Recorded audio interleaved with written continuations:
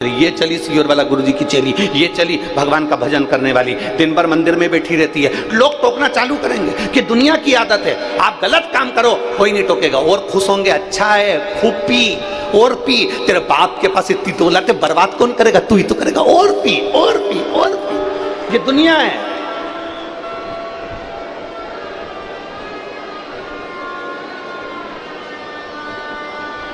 कोई नहीं टोकेगा। फिल्म देखने जाओ, बोला ईमानदारी से बोला, आप लोग कभी टाकीज में गए हो फिल्म देखने के लिए, किसी ने टोका तुमको कि फिल्म मत देखा करो, फिल्म मत जाया करो? आप लोग रायपुर में बड़े बड़े मॉल में घूमने के लिए जाते हो, उस मॉल में किसी ने टोका? या मॉल में काय को आते हो, मॉल में मत जाया करो, दुकान पर मत आया करो, कोई ने टोका? टोकेंगे तो केवल एक बात के लिए टोकेंगे, क्या करोगे कथा में जाके, गर्मी बहुत तेज पड़ रही है, धूप बहुत तेज पड़ रही है, बहुत ऐसा हो रहा है, क्या करोगे कथा में जाकर, क्या करोगे मंदिर जाकर? मंदिर जाने की कोई अपनी उम्र है? जब बुढ़े हो जाएंगे जब मंदिर जाएंगे, बुढ़े हो जाओगे तो हाथ कांपेंगे, नेत्रों से दिखाई नहीं देगा, पूरा की पूरा सोफा सेट निकल जाएगा, पूरा की पूरा सोफा सेट बाहर। पापड़ भी नहीं खा पाओगे, ऐसे मल मल के खाना पड़ेगा पापड़ को भी, क्योंकि सोफा सेट ही नहीं है, पूरे दांत निकल के बाहर।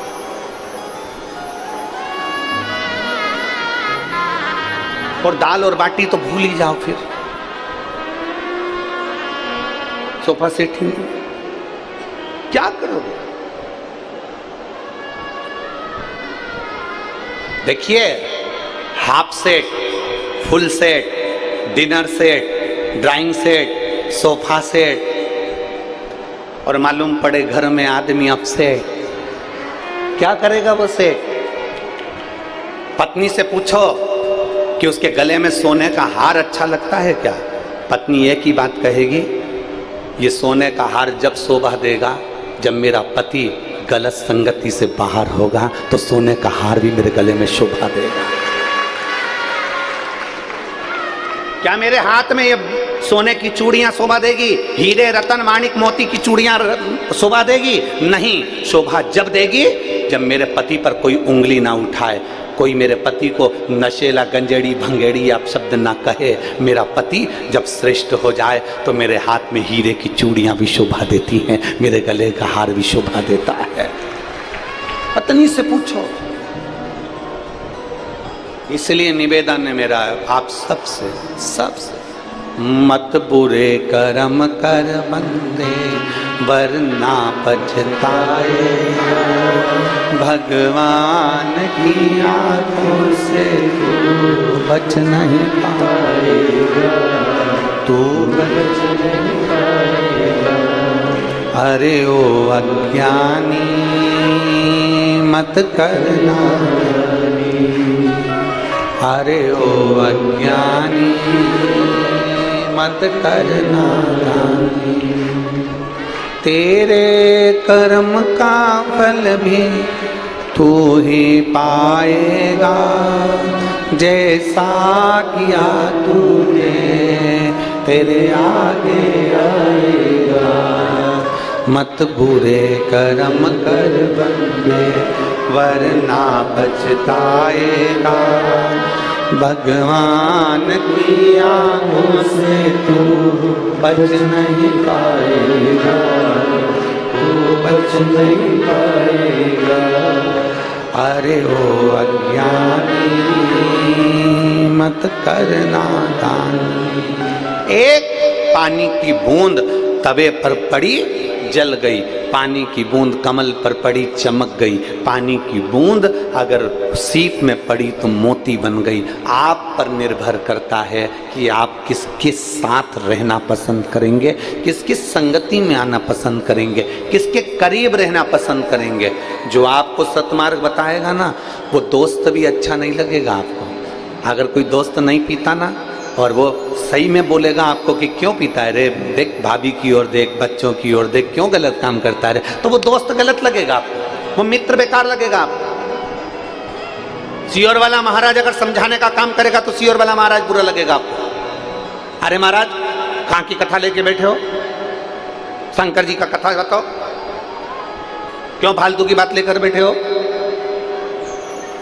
शिव महापुराण की कथा कहती है, शंकर जी का चरित्र कहता है।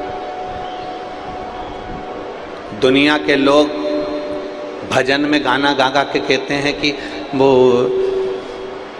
पार्वती जी भांग घोटे और पीवे भोला। कई लोग कहते हैं पार्वती जी भांग घोटती हैं, शंकर जी भांग पीते हैं। पर शिव महापुराण में कहीं नहीं लिखा कि पार्वती जी ने भांग घोटी है और शंकर जी ने पी है, कहीं नहीं। भारत की नारी,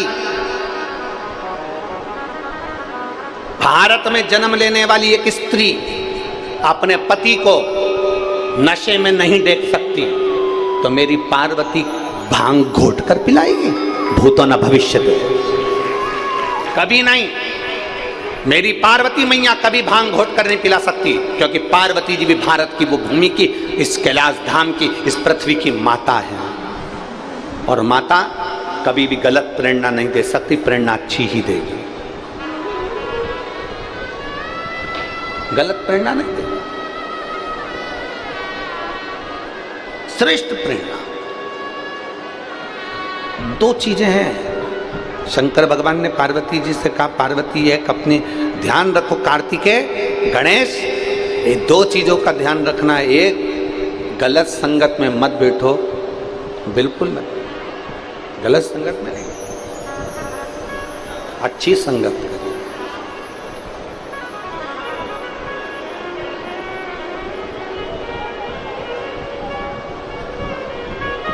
और सत्संगति से प्यार करना सीखो जी,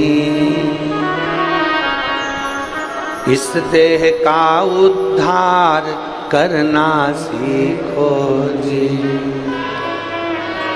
ये मानव का शरीर मिला है ना, इसका उद्धार कैसे होगा? कैसे? कोई किसी को याद नहीं रखता महाराज, कोई किसी को याद। अच्छे अच्छे करोड़पति मर जाते हैं, उनकी मूर्ति चौराहे पर नहीं लगती है। जिसके पास में 5-5, 10-10 हजार बीघा जमीन थी, मर गया, उसकी मूर्ति भी चौराहे पर नहीं लगती है। कहीं का करोड़पति मरता है, उसकी मूर्ति चौराहे पर नहीं लगती है। कहीं का धनपति मरता है, उसकी मूर्ति चौराहे पर नहीं लगती है। चौराहे पर वो मूर्ति लगती है जिसने जनमानस के लिए कुछ अच्छा करा हो और करता करता चले गया हो, उसकी मूर्ति चौराहे पर लगती है। कितने करोड़पति मर गए, कितने अरबपति मर गए, कितने धनपति मर गए, जिनके खुद के बैंक चलते थे वो मर गए। उनकी मूर्ति कभी चौराहे पर लगी हुई नहीं देखोगे। करोड़पति की मूर्ति किसी चौराहे पर लगी हुई नहीं देखोगे। अच्छा कर कर जाइए जिंदगी में, और अच्छा कर कर जाओगे तो जीवन भर याद रखोगे, जीवन भर। अमलेश्वर के लोग, अमलेश्वर के भक्त और अमलेश्वर के आसपास के 40-50 गांव के लोग, श्री पवन खंडेलवाल जी हों, विशाल खंडेलवाल जी हों, चाहे सागर खंडेलवाल जी हों, चाहे मोनू जी साहू हों, ये पक्का है कि जब जब अमलेश्वर में कोई भी कथा होगी, सबसे पहले सब लोग तुम चारों को याद करेंगे कि कथा करवाई थी तो इन्होंने करवाई थी। याद करेंगे लोग कि आपने कथा करवाई। बड़ा बड़ा कथा का पंडाल, भीड़, भक्तों का सैलाब, शिव भक्तों का आनंद। शिवरात्रि, एक दिन की कथा में रात्रि को पड़ गई शिवरात्रि, उसका आनंद। तुम अच्छा तो करो।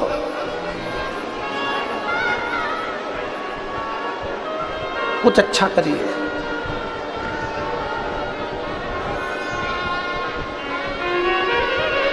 वो कहे कभी प्यासे को पानी, बोलो जम के बोलो, तुम लोग बोलो, कभी प्यासे को पानी पिलाया नहीं, फिर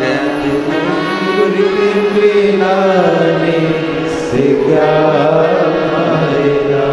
कभी गिरते हुए को उठाया नहीं, बात आंसू बहाने से क्या फायदा, क्या फायदा।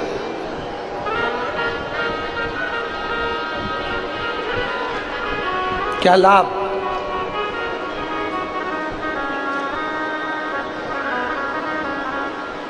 कुछ अच्छा करो।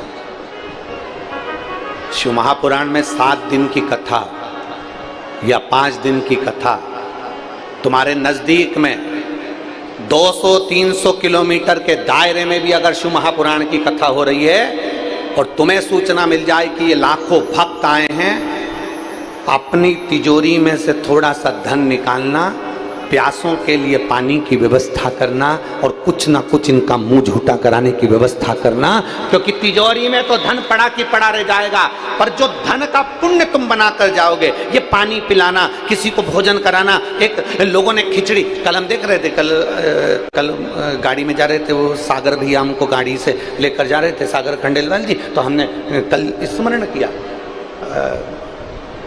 परसों भी वो विशाल ले जा रहे थे, फिर एक बार मोनू साहू जी ले, तो हमने देखा कि जिनके पास में धन ही नहीं है, जिनके पास में कुछ भी नहीं, और मैंने जो देखा है, मुझे विश्वास है कि आपने भी देखा होगा, जब रोड से जा रहे होगे ना तो तुमने देखा होगा कई गरीब माताएं इतने बड़े बड़े भगोने में खिचड़ी बना कर ले आई, कोई मीठा चावल बना कर ले आई, कोई हलवा बना कर ले आई गाड़ी में, और गाड़ी में लाकर चमचे से दोने के अंदर दे रही है। उसके पास में इतना नहीं है, फिर भी उसने करने की सामर्थ्यता रखी है और लोगों को खिलाने की सामर्थ्यता रखी है। और कई अमलेश्वर, रायपुर, दुर्ग, छत्तीसगढ़ में कई ऐसे भी सेठ होंगे जिनकी खूब राइस मिल चल रही होगी और चावल का एक दाना खिलाने की जान से निकल जा रहा होगा, पर खिला नहीं पा रहा होगा। कई ऐसे भी होंगे कि एक चावल का दाना कहीं किसी को खिलाने के काम नहीं आया। कई ऐसे, कई गरीब साधारण गाड़ियां जिनका स्वरूप देख लो तो तुम कहो कि ये खिला सकती है, ये खिला सकती है।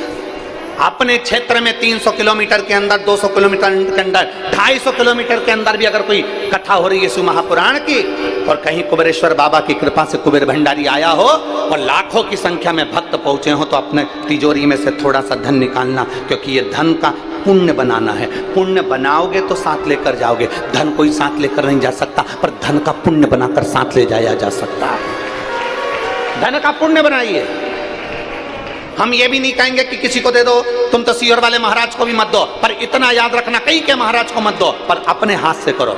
कल हमने वो देखा तो हमने वो उसको सागर को कहा कि सागर खंडेलवाल जी को कि सागर भैया ये गाड़ी थोड़ा स्लो करो। उनने गाड़ी स्लो करी। हमने देखा कि उनके घर के बाहर एक प्याऊ लगा था, तो प्याऊ लगा तो पूछना हमने ये बात कही कि नहीं, तो हमने कहा कि ये प्याऊ अभी कार्यक्रम के लिए लगा है कि पहले से लगा है। तो वो सागर भैया बोलते नहीं गुरुजी, यहाँ तो प्याऊ पापा का बड़ा मन रहता, मम्मी का तो ये चलता ही रहता है। हमने उनको कहा साधुवाद है आपको, कम से कम जनमानस की प्यास बुझाने के लिए आपने एक प्याऊ तो लगा रखा है। ये साधुता है, इसको देखकर प्रसन्नता होती है। किसी भूखे को भोजन कराना, किसी प्यासे को पानी पिलाना। कोई बच्चा एजुकेशन के लिए पढ़ना चाहता है, उसकी बच्चे की लगन है, उसके पास में पैसा नहीं है और उसे पढ़ना है, उस बच्चे की एजुकेशन कराने का प्रयास करो। कभी कोई हमसे आकर पूछे कि सीहोर वाले महाराज तुमको इतना लोग दान करते हैं, तुम्हारा धन कहाँ जाता है, आकर देखना गौशाला में, आकर देखना वृद्धों की सेवा में। और कभी आप ऑफिस में जाकर पूछना कि एक रजिस्टर बताओ जिस रजिस्टर में छोटे छोटे बच्चे जो पढ़ना चाहते हैं उनकी एजुकेशन का, उनका कॉलेज, उनका स्कूल का फीस भी बिटले सेवा समिति जमा कर देती है। उसका एक रजिस्टर बना हुआ है, जिस रजिस्टर में जो बच्चा पढ़ना चाहता है, जिसकी एजुकेशन अच्छी, उसको पढ़ना है, धन नहीं है, बेभाव नहीं है, तो समिति उठा देती है खर्चा। आप में वो लगन होना चाहिए। आपका दिया हुआ एक एक रुपया आपको आकर देखना चाहिए सीहोर में कि कहां लग रहा है। आपके धन पे, आपकी पूंजी को आप सबके लिए रखो, पर मना नहीं। उसमें से थोड़ा सा कोई बच्चा पढ़ना चाहता है, अपने गांव का है, अपने मोहल्ले का है, उसके पास धन नहीं है, तुम पढ़ाओ। अपने बच्चे को पढ़ा कर देखना और दूसरे के बच्चे को पढ़ा कर देखना। अपना बच्चा एक बार मुंह चला देगा, पर दूसरे का बच्चा जो पढ़कर बाबू बन जाएगा, मुंह कभी नहीं चलाएगा, तुम्हारा सम्मान करेगा, तुम्हारा सम्मान करेगा, आदर करेगा, सत्कार करेगा।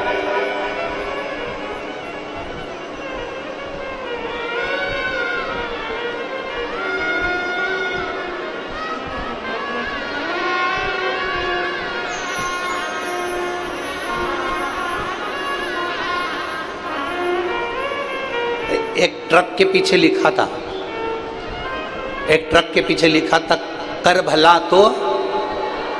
आप लोगों ने भी पढ़ा है, हम समझे ट्रक के पीछे, हम नहीं पढ़ा। जम के बोलो क्या लिखा था, कर भला तो हो भला, अच्छा करिए अच्छा मिलेगा, सत्कर्म करिए सत्कर्म मिलेगा, श्रेष्ठ करिए। और ये श्रेष्ठ करने की प्रेरणा कोई दूसरा नहीं देगा। अच्छा करने की प्रेरणा घर की नारी दे सकती है।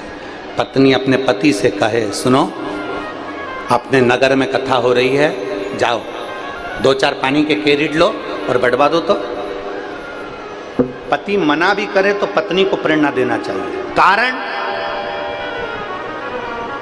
क्योंकि वो पत्नी नहीं है, वो धर्म पत्नी है। पत्नी में और धर्म पत्नी में जमीन आसमान का अंतर होता है।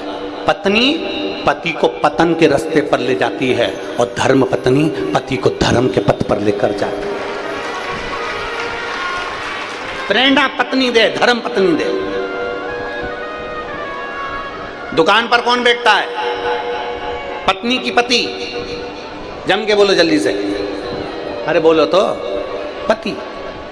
कमाने कौन जाता है, पति। खेती में कौन कर रहा है, पति। अब दुकान चला रहा है तो दुकान पर दिन भर, ईमानदारी से बोलो, साबुन की टिकिया 12 रुपए की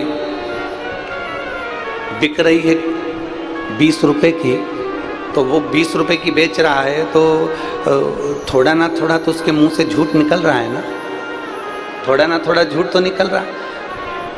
पति दुकान पर बैठेगा तो मुख से झूठ जरूर निकलेगा। ऐसा कोई संसार का व्यक्ति नहीं जो झूठ ना बोला हो।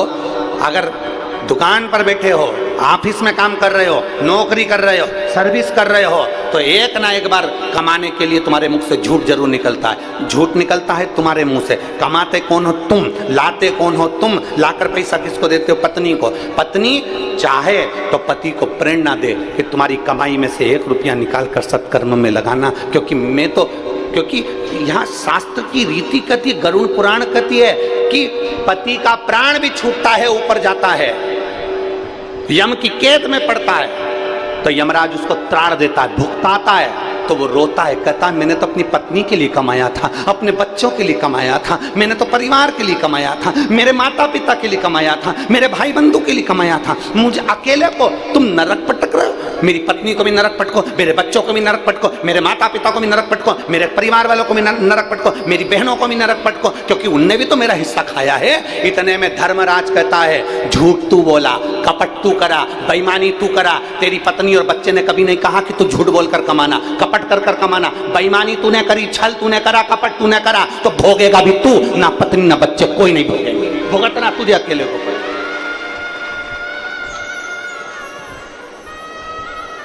पेट अपना दुख रहा है तो दवाई अपने को खाना पड़ेगी, सिर अपना दुख रहा है तो दवाई अपने को खाना पड़ेगी, और आंखों से नहीं दिख रहा तो चश्मा अपने को लगाना पड़ेगा।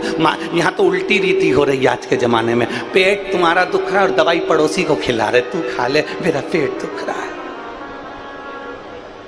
मेरा सिर दुख रहा है, दवाई तू खा ले। छींक अपन को आ रही है तो अपने को छींकना है, खांसी अपने को आ रही है तो अपन को खांसना है, दर्द अपने को हुआ है तो तकलीफ अपने को होना है।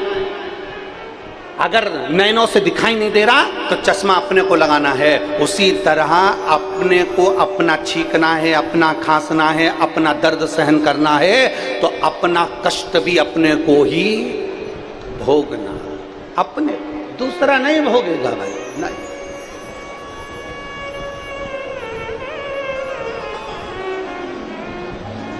अरे देख लिया संसार हमने, देख लिया सब मतलब के यार हमने, देख लिया झूठे नाते झूठे रिश्ते, झूठे नाते झूठे रिश्ते।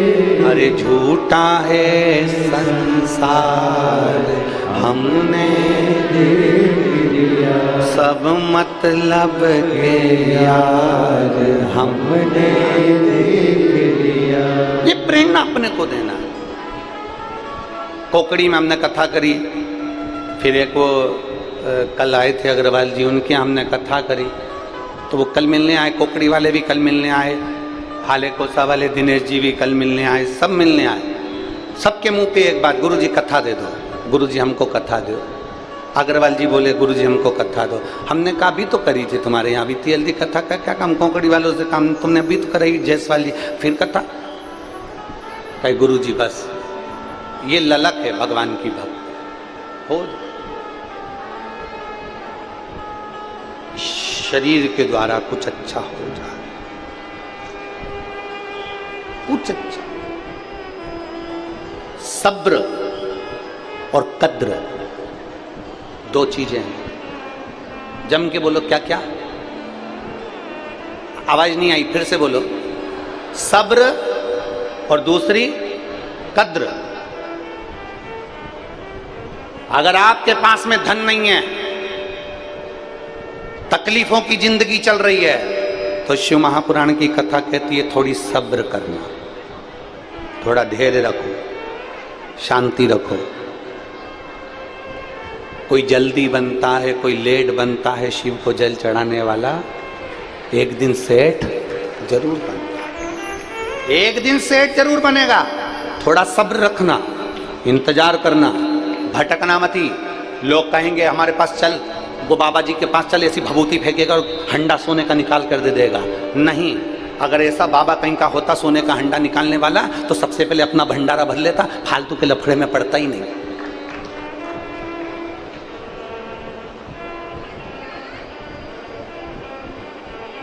उनके पास चलो, वो तुम्हारा दुख समाप्त कर देंगे। नहीं, अगर दुख समाप्त करने वाले होते तो सबसे पहले अपने परिवार को और अपने घर का दुख समाप्त कर लेते। नहीं, अपना दुख अपने को दो, अपना दुख। दो चीजें दी हैं मेरे भोलेनाथ माता पार्वती जी से कह रहे हैं, दो चीजें मनुष्य के पास होना चाहिए, एक सब्र और दूसरी कद्र। थोड़ा समय लगेगा, दुख कटने में थोड़ी देरी लगेगी, सब्र रखना, इंतजार करना, थोड़ा इंतजार करो, सब्र रखो, होगा। कोई लेट बनता है, कोई जल्दी बनता है, शिव को जल चढ़ाने वाला एक दिन सेठ जरूर बन। थोड़ी सब्र रखना। एक बार में अगर सब आंकड़े की जड़ बांधी, संतान उत्पन्न नहीं हुई, दूसरी बार आंकड़े की जड़ बांधी, संतान उत्पन्न नहीं हुई, हिम्मत मत हारना। मेरे भोलेनाथ जी के दरवाजे पर लोटा भर के जल चढ़ाते रहना, उसके दरवाजे जाते रहना, जब तक वो तेरी गोदी नहीं भरे तब तक उसका दरवाजा मत छोड़, छोड़ो ही मत इसका दरवाजा। यहां एक पत्र देखिए,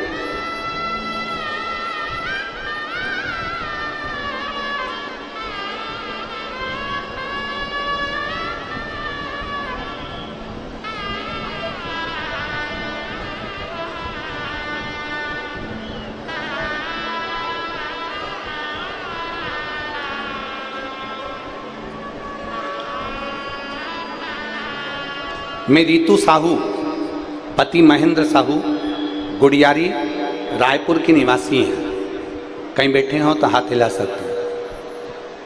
रीतू साहू, पति महेंद्र साहू, गुड़ियारी, रायपुर के निवासी हैं। मेरा मोबाइल नंबर ये है, कहीं बैठी हो तो हाथ हिला सकती हैं। गुरुदेव, एक लोटे जल का मैं क्या वर्णन करूं उसका, और सीहोर के रुद्राक्ष का मैं क्या बखान करूं। 1 जून 2023 को मेरा बेटा भावेश साहू, जो अभी 4 वर्ष का है, उसे मेरे पड़ोसी की बेटी ने खेल खेल में एसिड पिला दिया। मेरे 4 वर्ष के बच्चे को, भावेश साहू को, पड़ोसी की बेटी ने खेल खेल में एसिड पिला दिया। एसिड पिलाते से ही मेरे बच्चे की आहार नली जल गई और हम उसको तुरंत हॉस्पिटल लेकर गए। हॉस्पिटल में 1 महीना तक रायपुर के एम्स हॉस्पिटल में वो पड़ा रहा। डॉक्टरों ने कह दिया ये बच्चा बचेगा नहीं, इस बच्चे के बचने के केवल 20% चांसेस के सिवा ये बच्चा नहीं बचेगा। डॉक्टरों से हमने कहा तुम इस बच्चे को तो बचाने का प्रयास करो, कुछ तो करो। डॉक्टरों ने कह दिया शरीर के अंदर की पूरी आहार नली जल चुकी है, सिकुड़ गई है, जिसके कारण ये बच्चा नहीं बच सकता। फिर भी हम मेहनत कर रहे हैं, हिम्मत कर रहे हैं। एम्स हॉस्पिटल के डॉक्टरों ने उसको फिर मेहनत करना प्रारंभ करी, पर आखिरी में 1 महीने बाद भी डॉक्टरों ने जवाब दे दिया कि बच्चा नहीं बचेगा, इसकी कोई जवाबदारी नहीं। हॉस्पिटल में पोछा लगाने वाली एक आई ने कह दिया कि शंकर को जल चढ़ा और उससे प्रार्थना कर, जब वो दुनिया का विष पी सकता है तो तेरे बच्चे का भी विष पी सकता है। मैंने सियोर वाले महाराज के मुंह से सुना है। पोछे वाली बाई ने हॉस्पिटल में कहा, दौड़कर मैं मंदिर गई, शंकर जी पे जल चढ़ाकर उसका जल लाई, बेलपत्र लाई, बेलपत्र डॉक्टर से पूछकर उसके पलंग के अंदर रख दिया और उसका जल उसके शरीर से लगा दिया। गुरुदेव 1 महीने तक बच्चे ने आंख नहीं खोली थी, जल और बेलपत्र का प्रयोग करा, 20 मिनट के बाद बच्चे ने आंख खोल दी थी। गुरुदेव 20 मिनट के बाद बच्चे ने आंख खोल दी। मैंने पशुपतिनाथ का व्रत करना प्रारंभ करा। डॉक्टर के हिसाब से आहार नली पूरी जल चुकी थी तो बच्चा कुछ खा नहीं सकता था। बच्चे को केवल पानी भी नली से दिया जाता था, लिक्विड भी नली से दिया जाता था। ऐसी दशा देखते देखते कई माह निकल गए, 4 महीने पूरे हो गए, पर बच्चा खाना नहीं खा सकता था। पर हिम्मत करी, शंकर को बेलपत्र चढ़ाकर, कोमल सी बेलपत्र लाकर उसको मलकर पानी में घोलकर बच्चे को आहार नली से दे दी। दूसरे दिन तो बच्चे ने हाथ से नली को निकाल दिया और भोजन करना प्रारंभ कर दिया। मैं बाबा को धन्यवाद देती हूँ। ये शिव तत्व है, ये औघड़ी है, शंभू है। कहीं बैठी हैं? अच्छा उधर पीछे हैं क्या? बच्चा आया है साथ में? लिया उसको ऊपर, लिया लिया।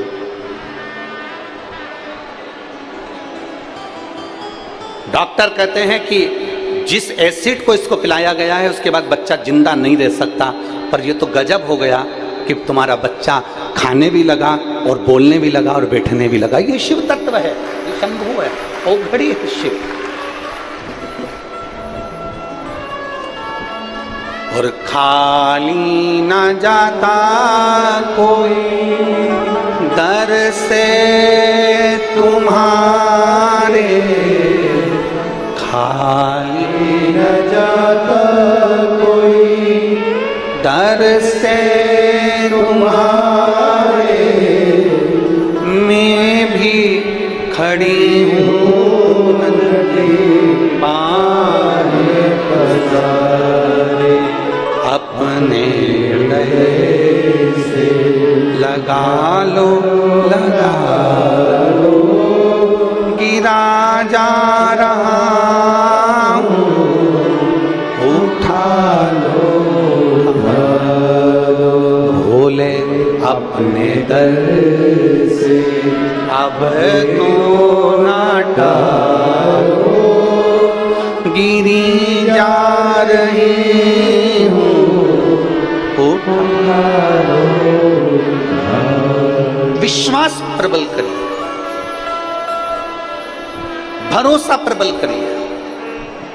और जब विश्वास भरोसा दृढ़ होता है, जब विश्वास भरोसा दृढ़ हो जाए, पक्का हो जाए, समझ लेना मेरा महादेव तुम्हारे पास में खड़ा हुआ है।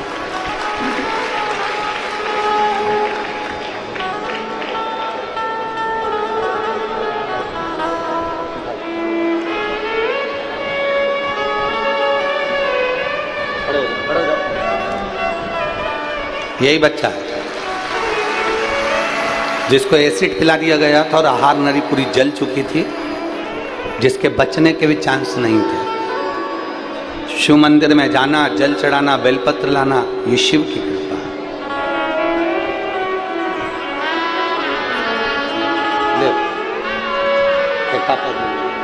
ठीक है, शंभू बेलपत्र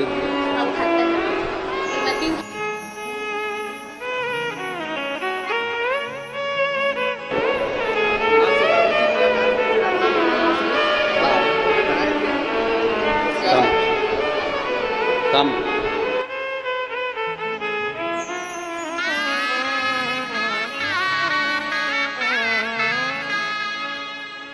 शंभू औघड़ी।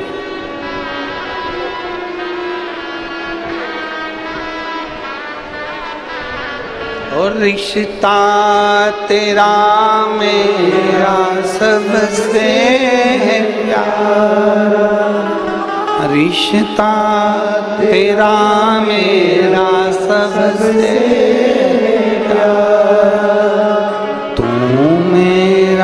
बाबा, मैं हूँ तेरा लाला, मैं हूँ तेरा लाला।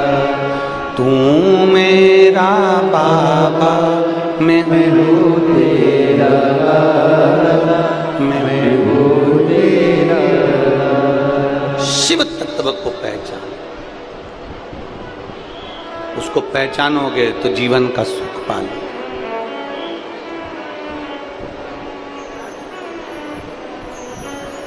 मैंने तुम्हें ही पुकारा है मेरे भोले।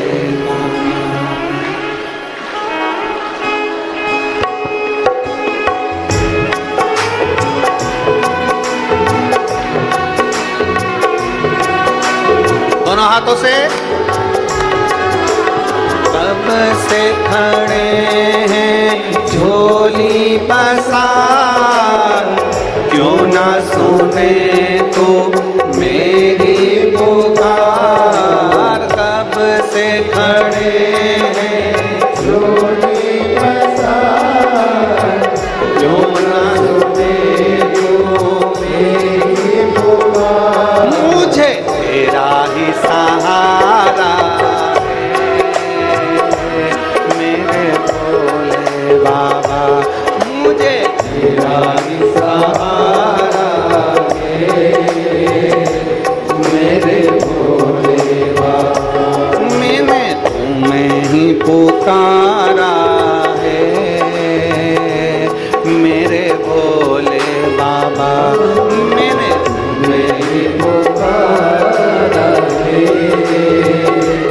मेरे भोले बाबा।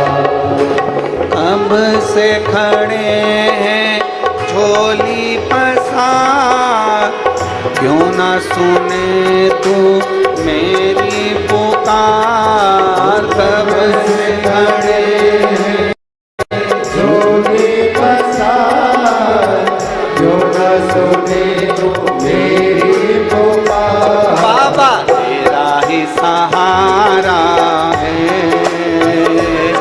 मेरे भोले बाबा, मुझे तेरा ही सहारा है मेरे भोले बाबा। मैंने तुम्हें ही पुकारा है मेरे भोले बाबा, मैंने तुम्हें ही पुकारा है मेरे भोले बाबा।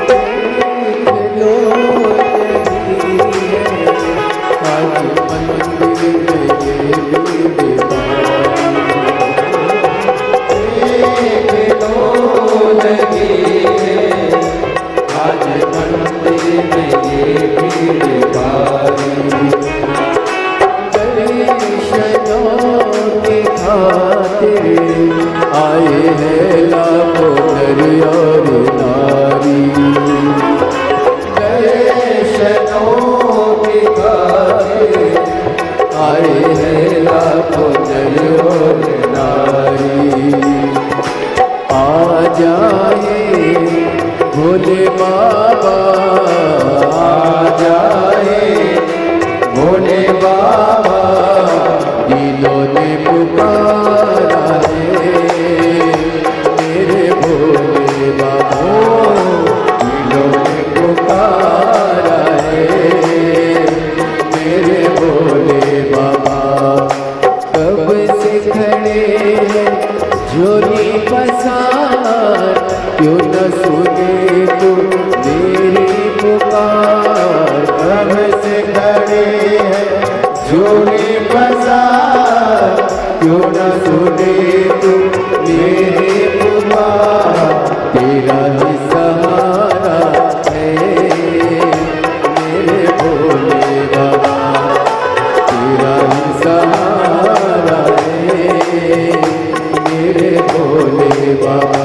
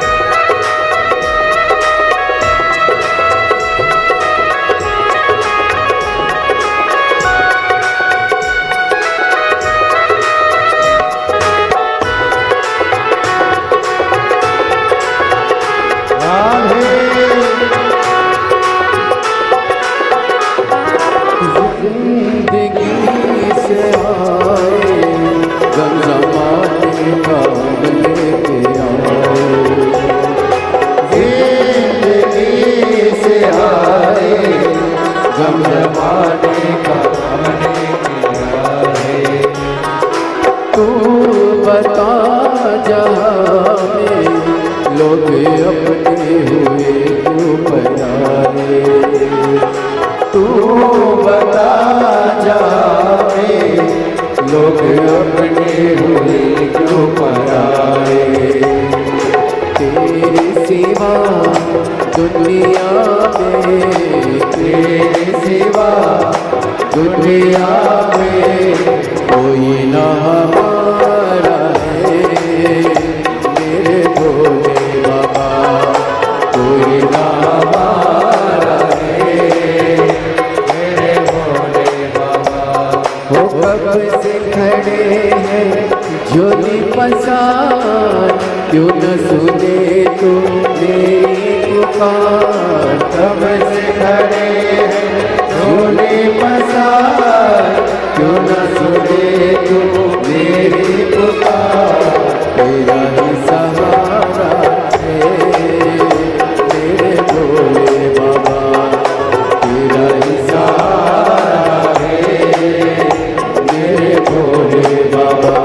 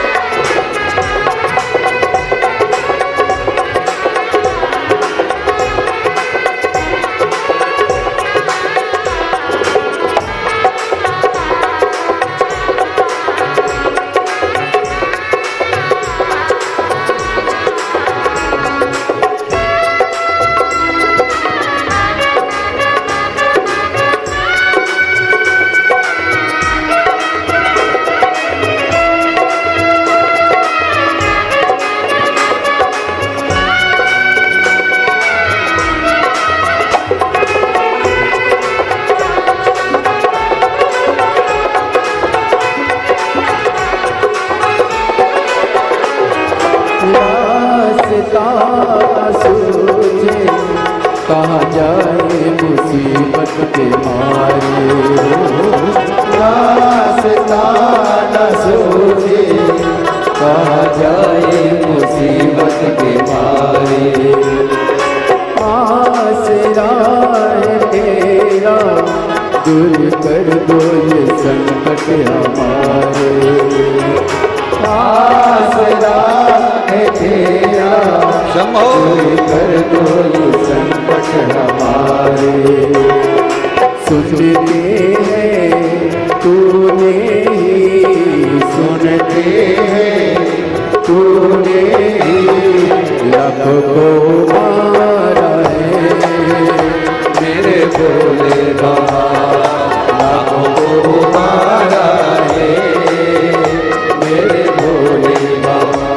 वो कब से खड़े हैं झोली पसार, क्यों न सुने तो मेरी पुकार। कब से खड़े हैं झोली पसार, क्यों न सुने तो मेरी पुकार। मुझे तेरा ही सहारा है मेरे भोले बाबा, मुझे तेरा ही सहारा है मेरे भोले बाबा।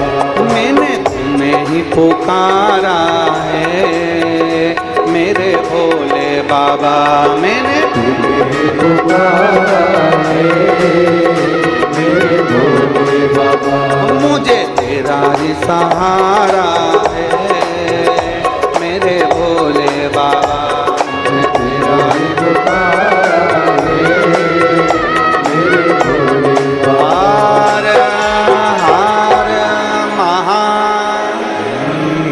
अपने स्थान पर बैठकर भगवान शिव जी से अपने मन की बात बड़े भावों के साथ दिल से प्रार्थना। आज कथा का विराम दिवस है।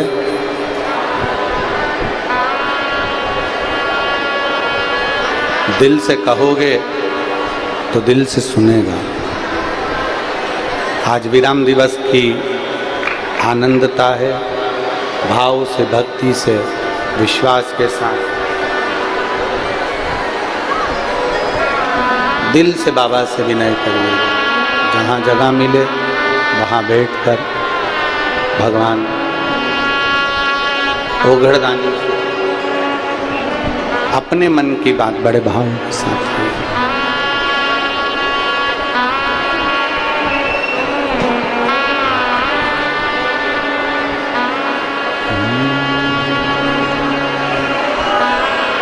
श्री शिवाय नमस्तुभ्यं। श्री शिवाय नमस्तुभ्यं। श्री शिवाय नमस्तुभ्यं। श्री शिवाय नमस्तुभ्यं। श्री शिवाय नमस्तुभ्यं। भोला सब दुख काटो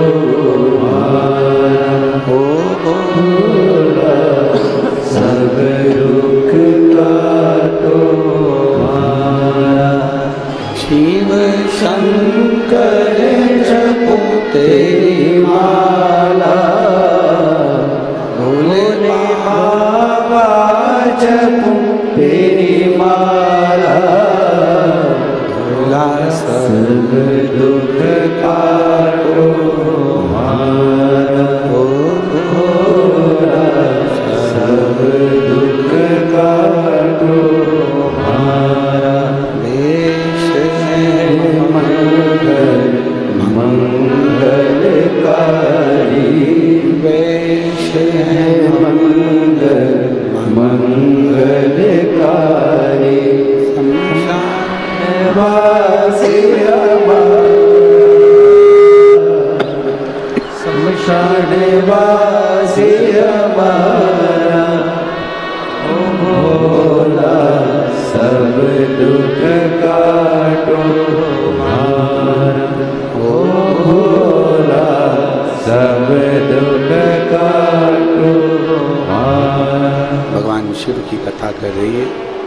महापुराण वर्णन करते हैं। सब्र और कद्र, जो ये दो शब्द हैं,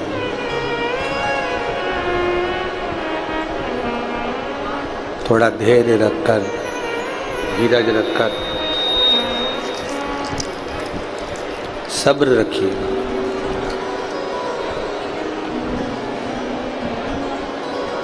और दूसरा है,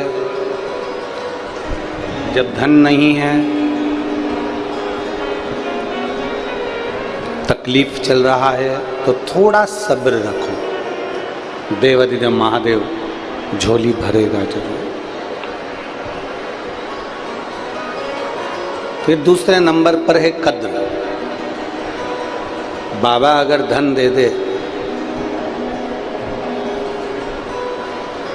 भगवान देवाधिदेव महादेव अगर संपदा दे दे, धन दे दे, वैभव दे दे, तो सबकी कद्र करो,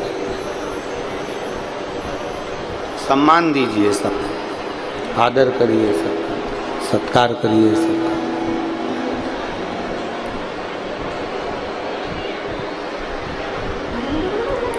सबका आदर, सम्मान, सत्कार, कद्र करिए।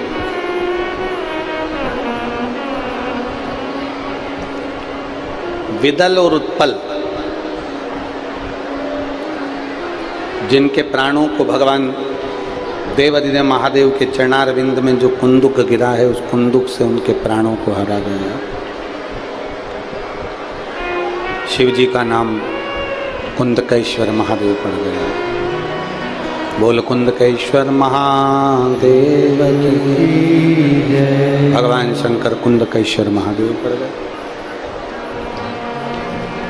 आगे चरित्र आया है।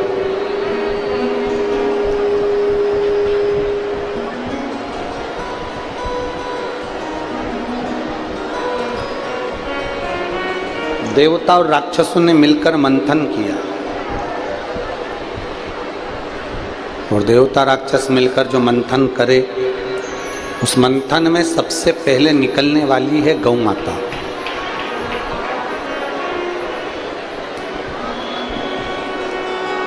मंथन में सबसे पहले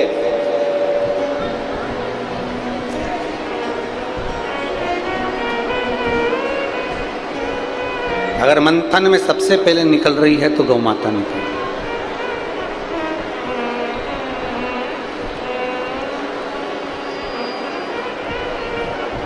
उसका कारण, क्योंकि गौ माता के बाद में जो निकलेगा वो विष निकलेगा, और विष को पीने के लिए अगर कोई पी भी जाता है तो गौ माता का दूध उसको शीतलता प्रदान करे, इसलिए गौ माता को निकालने का कारण केवल इतना।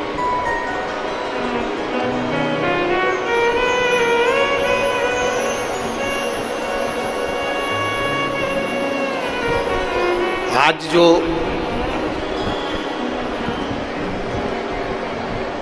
भारत की भूमि पर गौ माता की जो दशा है, उस पर ध्यान देना बहुत जरूरी है।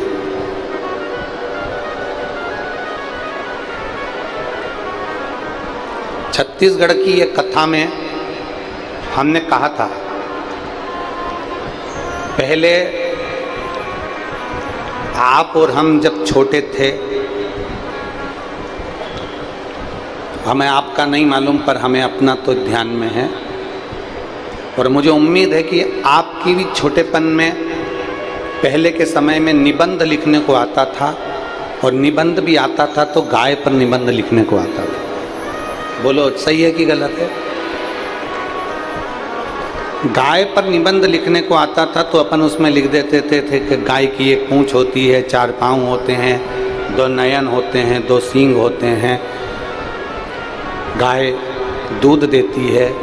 बोलो लिखते थे कि नहीं लिखते थे? पूरा निबंध।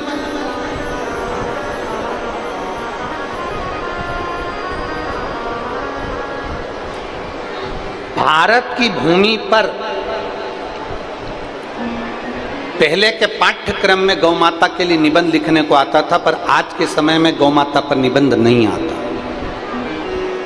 हमारा तो अगर ये आवाज समय की अवस्था में माननीय राष्ट्रपति जी से माननीय प्रधानमंत्री जी तक अगर पहुँचे तो उनसे केवल इतना ही निवेदन रहेगा कि आने वाला समय गौ माता की जो दुर्दशा हो रही है इसको बचाने के लिए गौ माता को राष्ट्र माता घोषित करा जाए।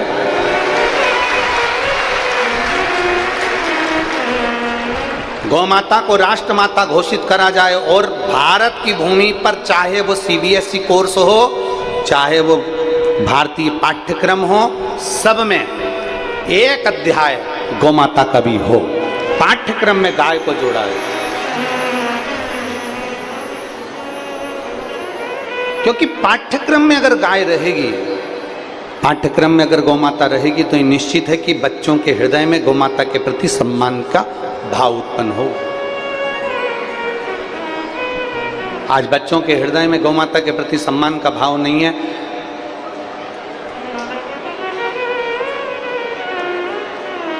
जिस भूमि पर गाय को काटा जाता है, जिस भूमि पर गौ माता की हत्या होती है, जिस भूमि पर गौ माता के मांस की तस्करी होती है, गौ की तस्करी होती है, वो भूमि फिर जल्दी से विकास नहीं कर पाती, वो भूमि एक दिन गर्त में ही चली जाती है। निवेदन है कि आने वाले समय में गौ माता को राष्ट्र माता का पद दिया जाए, जिससे ये गौ हत्या थोड़ी सी बंद हो सके और गौ माता का सम्मान हो सके। मंथन में निकली है, देवता और राक्षसों ने जो मंथन करा, उस मंथन में गौ माता प्रकट, मंथन में। बोल भारत माता की, गौ माता की, ये मंथन में प्रकट है। और मंथन में गौ माता निकलने के बाद जो निकला है विष, वो सारे देवताओं ने मिलकर उस विष को भगवान देवाधिदेव महादेव को समर्पित कर दिया, भगवान शंकर को। मंथन में निकला हुआ विष भगवान शिव के पास भेज दिया गया। क्यों? क्योंकि वो घर के बड़े हैं, घर का बुजुर्ग है, घर का बयो है। शिव महापुराण की कथा कहती है, जो घर का बड़ा होता है, घर का बुजुर्ग होता है, घर का बड़ा होता है, उसकी जिंदगी में विष बहुत लिखा हुआ होता है, सुनना पड़ता है। कोई कुछ कहेगा तो सुनो, कोई कुछ बोल दिया तो सुनो, थोड़ा धैर्य बनाकर रखना पड़ता है। जो घर का बड़ा होता है उसको बहुत कुछ शीतलता रखना पड़ता है, बहुत। महाराज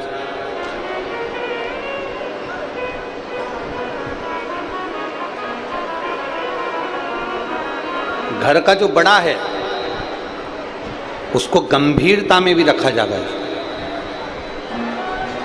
मेरे देवाधिदेव महादेव, मेरे शंकर, मेरे ओघड़दानी, मेरे शंकर, मेरे शिव, मेरे त्रिकालदर्शी, सारे देव हैं।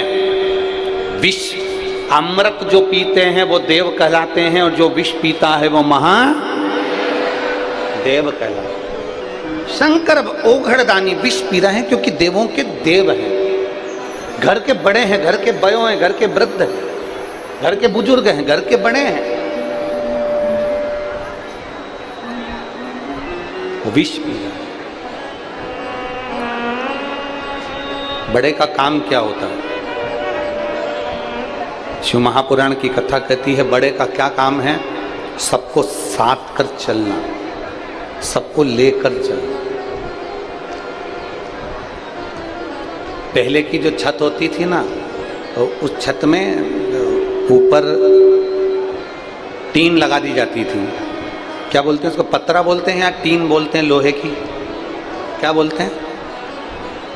छत्तीसगढ़ में लोहे का पतरा, लोहे की टीन। लोहे का पतरा लगा देते थे। पतरे का काम क्या है? पानी भी आएगा तो छत पे डला हुआ है तो पानी अंदर नहीं आने देगा। ठंड भी लग रही है तो पतरे से, गर्मी भी लग रही है तो पतरे को, पानी भी गिर रहा है तो पतरे को, हवा भी चल रही है तो पतरे पर। अंदर जो बैठा है वो एकदम आनंद में बैठा है।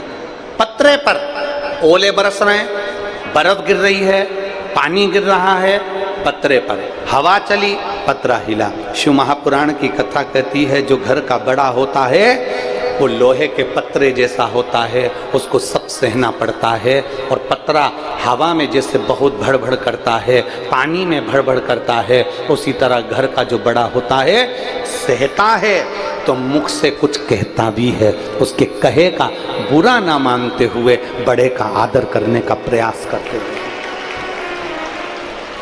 बड़े का आदर करने का प्रयास करो, उसका सम्मान करने का प्रयास करो, उसको सत्कार देने का प्रयास करो। एक गुरुजी थे, चेले से बोले ऊपर आम लगा है जरा तोड़ ले। ऊपर केरी लगी है तोड़। चेला चढ़ा ऊपर और चेला जब चढ़ा, देख बेटा यहाँ पाँव रख ले, यहाँ हाथ रख ले, टहनी को पकड़ ले, डाली को पकड़ ले, और बेटे को वो चेले को ऊपर चढ़ा दिया। चेला ऊपर चढ़ गया, 70-80 फीट ऊपर चेला चढ़ गया और चेला केरी लेकर नीचे गिरा दी। अब उतरने लगा, ऊपर से उतर रहा था तो गुरुजी ने कुछ नहीं बोला कि यहाँ पाँव रख, कि यहाँ हाथ रख, कि इस टहनी को पकड़ ले, कि डाली को पकड़ ले, कि ये कर ले, कि वो कर ले। चेला तो बस उतरता गया उतरता गया। केवल 15 फीट की दूरी बची, उतरते उतरते मात्र 15 फुट की देरी बची और गुरुजी ने बोलना चालू करा, यहाँ पाँव पर रख ले, कोटर में पाँव रख, टहनी को पकड़ ले, डाली को पकड़ ले, पाँव को धीरे से रखना, आराम से रखना। चेले को तो गुस्सा आने लगा, इतनी ऊपर से उतरा तो गुरुजी ने एक शब्द नहीं बोला, नीचे नीचे आ गया तो गुरुजी अपना गुरुपन दिखाने लगे। गुरुजी तो अपना गुरुपन दिखा रहे, चेला नीचे उतर गया।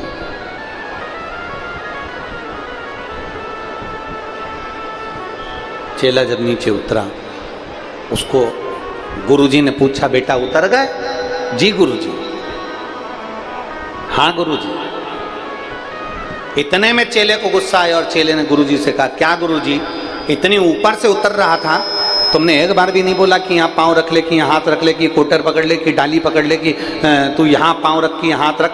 और केवल 10-15 फीट की दूरी बची, उस 15 फीट की दूरी में तुमने कहना चालू कर दिया, इसको पकड़ ले, उसको पकड़ ले, पाँव यहाँ रख ले, हाथ यहाँ रख ले, गिर जाएगा, आराम से उतरना, ये करना, वो करना। इतने में गुरुजी ने कहा, देख बेटा नाराज मत हो, जब ऊपर से तू उतर रहा था ना, तेरे हृदय में भय था, तेरे हृदय में भय था।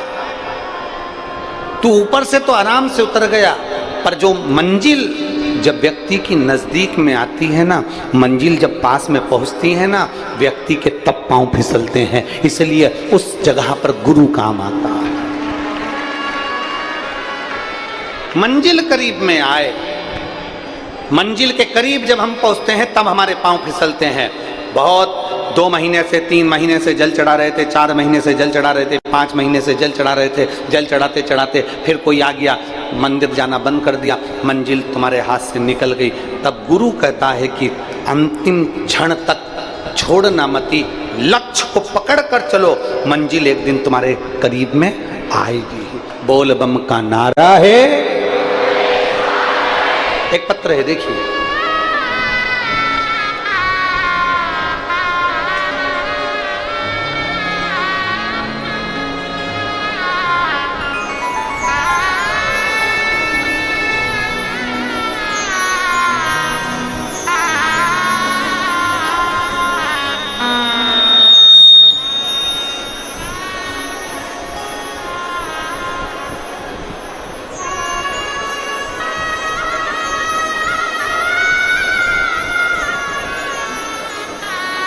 मेरा नाम शारदा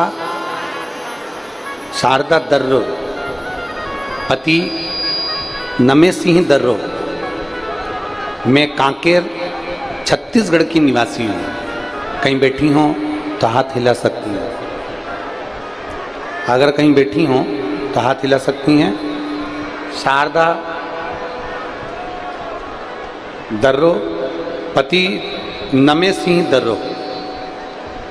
मैं कांकेर छत्तीसगढ़ की निवासी हूँ। कहीं बैठी हो तो हाथ हिला सकती हैं।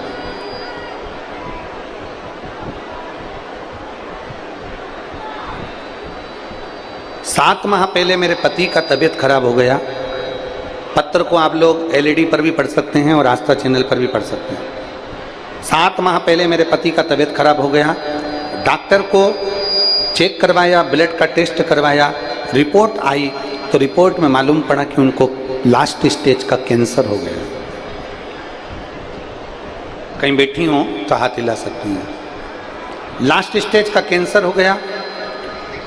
जैसे ही मालूम पड़ा हमारी आंखों में जल भर गया, हम बहुत परेशान होने लगे। गुरुदेव, पर बाबा पर भरोसा था। पति को जब कैंसर बताया उसके 7 महीने पहले हम सीहोर गए थे, बाबा को प्रणाम कर कर आए थे। वहाँ से रुद्राक्ष लेकर आए थे और रुद्राक्ष लेकर आए थे, वो हमारे पास रखा था।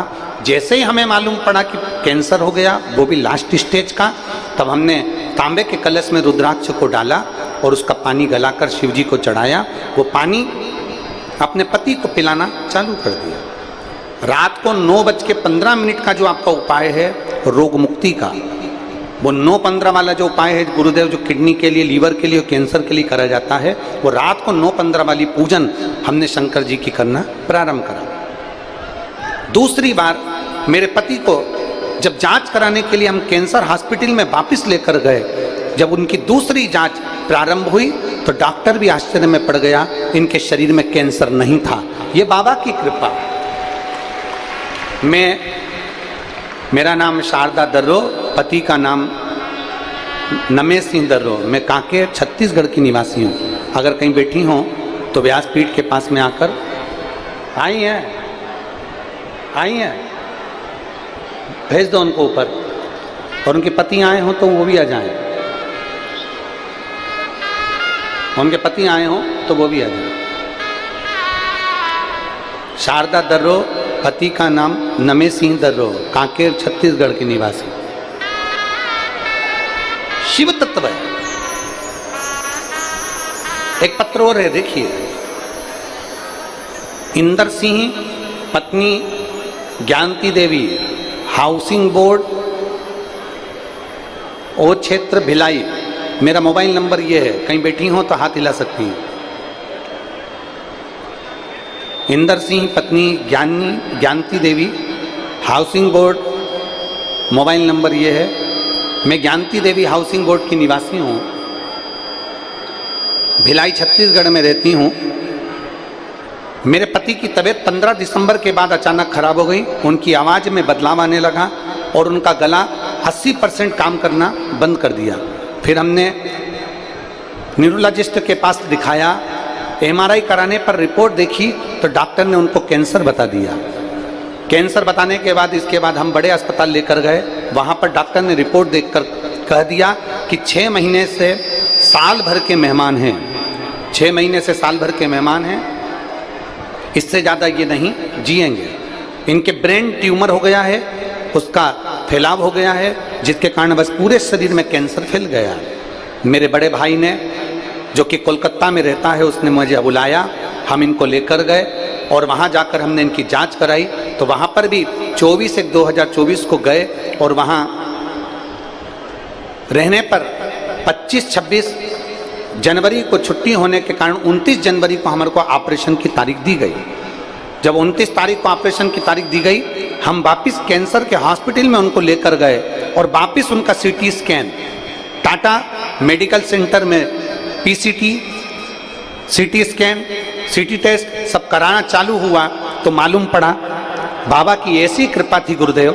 हमें 29 तारीख मिली थी। 29 तारीख के पहले हमने बाबा का जल चढ़ाना प्रारंभ करा, बेलपत्र खिलाना प्रारंभ करा और बाद में मालूम पड़ा कि इनको कैंसर है ही नहीं। ये शिव कृपा और बाबा की बड़ी करुणा है। ये शंभु है, इसको कहते हैं शिव तत्व, इसी को कहते हैं शंभु। कहीं बैठे हों, इंदर सिंह पत्नी Gyanti Devi, housing board, Bhilai. Mobile number ये है, अगर कहीं बैठे हों तो आप बेलपत्र लेने के लिए यहाँ आ सकते हैं। शिव तत्व इसी को कहते हैं।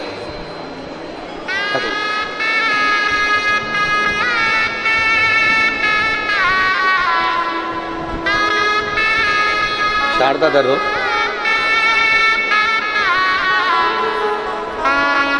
ये शारदा दर्रो जी पति नमे सिंह दर्रो जी, जिनको डॉक्टर ने कैंसर बता दिया था, और रात्रि के 9:15 वाला और शिव जी का रुद्राक्ष का जल और शिव का चढ़ा हुआ जल दिया, जिससे कैंसर समाप्त हुआ। ठीक है बाबू,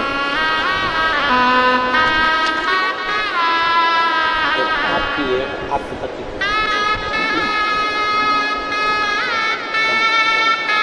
अब ठीक है।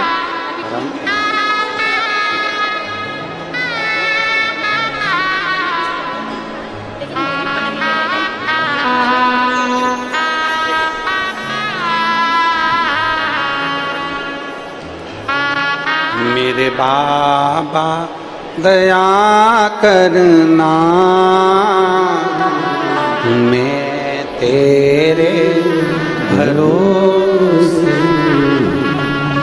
भोले बाबा दया करना, मैं तेरे भरोसे हूँ। ना घर के भरोसे हूँ, ना परिवार के भरोसे हूँ, मेरे बाबा दया करना,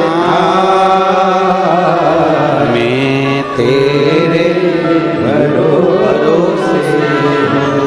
भोले बाबा दया करना, मैं तेरे भरोसे हूँ। शिव कथा कर रहे, भगवान देवादिदेव महादेव के पास में विष आया, शिव जी उसको पी लिया। कंठ पर माता पार्वती जी ने जाकर उस विष को अंदर नहीं जाने दिया। शिव जी का नाम नीलकंठ महादेव हो गया। बोल नीलकंठेश्वर महादेव। शिव का नाम नीलकंठेश्वर महादेव हो गया। भगवान देवादिदेव महादेव ने देवताओं से कहा, तुम ये अमृत भले पियो, मना नहीं, पर अमृत पीने पर तुम्हारे भीतर अभिमान ना आए, अहंकार ना आए, अमृत पियो, अच्छे से रहो। भगवान अगर धन देता है तो ये कभी नहीं कहता कि अभिमान करना, भगवान धन देता है तो ये कहता है इस धन का सदुपयोग करो, प्रयास करो कि इस धन को सदुपयोग में लगे, प्रयास करिए कि सत्कर्म होता रहे। आगे वर्णन आया सुंदर प्रसंगों में, भगवान तुमरुका जी चंचुला देवी को बड़े आनंद में भाव से भगवान शिव के 12 ज्योतिर्लिंग का स्मरण करा रहे हैं। चंचुला देवी भगवान शंकर की पवित्र कथा को सुनते हुए